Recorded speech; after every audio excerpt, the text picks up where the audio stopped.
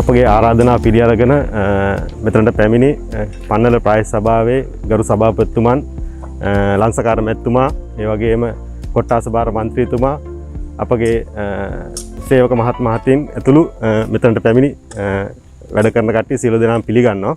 අද අපි මේ ලෑස්ති වෙන්නේ දීපප්‍රියත්ව පවත්වාගෙන යන පැල සිටීමේ ව්‍යාපාරයේ මෙම අපගේ මේ පරගම්මන පිහිට්ටි මෙම ව්‍යාපෘතියේ පැල රෝපණය කිරීම සඳහා ගරු සභාපතිතුමන් ඒ වගේම කළමනාකාර අධ්‍යක්ෂක තියෝ ෆර්නෑන්ඩෝ මැතිතුමා එයාලගේ සංකල්පයක් මත තමයි මේ අනාගතයට හුස්මක් වැඩසටහන ක්‍රියාත්මක වෙන්නේ.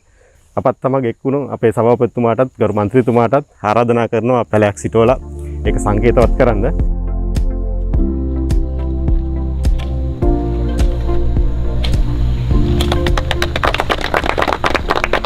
විශේෂයෙන්ම පැල සිටීම ගැන කල්පනා කරනවා. මම බොහොම සන්තෝෂ වෙනවා සමාගමක් මෙවැනි කාර්යයකට අත ගැසීම ගැන. මොකද මම 1997 ඉඳන්ම සභාපතිවර හැට මේ ප්‍රාදේශ සභාවේ වැඩ කරන හන්දා දීර්ඝ කාලෙක ඉඳන්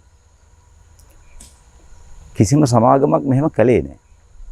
මම දැනුවත් වෙනවා. ඉතින් මම තමයි දිගටම හිටියේ. ඉතින් මම දැක්කේ නැහැ එහෙම එකක්. ඉතින් ඒ පිළිබඳ මගේ ස්තුතිය ගෞරවය සමාගමේ සියලුම ඒ ප්‍රධානී ඇතුළු හැමෝටම පළ කරන්නත් කැමතියි. විශේෂයෙන්ම ගසක වටිනාකම අපි තේරුම් ගන්න ඕනේ. දැන් මේ අපි හිටපු මේ කෙටි කාලෙන් තමයි මොහොතේ කීපාරක් අපි හුස්ම ගත්තද? අපි හුස්ම ගන්නවා, හුස්ම පිට කරනවා. හුස්ම ගන්නවා කියලා කියන්නේ මේ වාතයේ තියෙන ඔක්සිජන් අපි අරගන්නවා කියන එක. අපි විතරක් නෙමෙයි මේ ලෝකේ ඉන්න හැම ජීවියෙක්ම, මනුෂ්‍ය විතරක් නෙමෙයි සෑම ජීවියෙක්ම ජීවත් වෙන්න අවශ්‍ය නම් මේ පරිසරයේ තියෙන වාතයේ තියෙන ඔක්සිජන් අපේ ඇඟට ගන්න ඕනේ.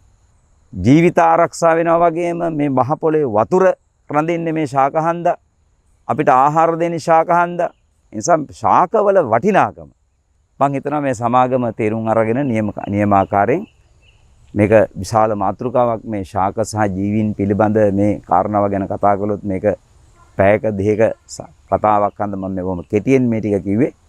ඒ නිසා මම සතුටු වෙනවා ශාකවල වටිනාකම තේරුම් අරගෙන මේ වාගේ පැල රෝපණය කරන්න කටයුතු කිරීම පිළිබඳ මගේ ස්තුතිය ගෞරවය ප්‍රණාමය නැවත වතාවක් ඔබ සියලු දෙනාටම පළ කරමින් මගේ වචන සාර්ථක සමාප්ත කරනවා. බොහොම ස්තුතියි.